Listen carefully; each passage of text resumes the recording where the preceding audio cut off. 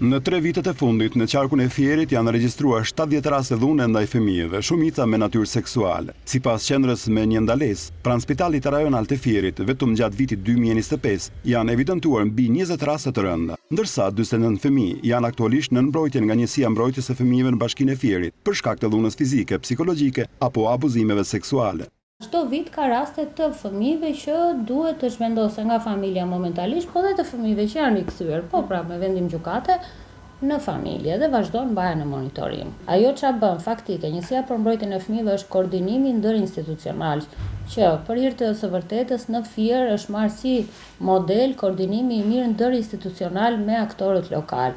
Sistemi i mbrojtjes përfshin disa struktura shtetërore, por sipas Alma Agalliut, njësitë lokale kanë ende mungesë stafi për të ofruar kujdes të plotë ndaj fëmijëve në rrezik. Normalisht pjesa e një stafi të shtuar është lehtësim si për përgjigjen më të shpejtë apo më cilësore ndaj rasteve, por nuk është se deri më sot nuk ka ngelur asnjë rast i pambuluar apo i zbuluar nga shërbimet që mund të përfitojnë.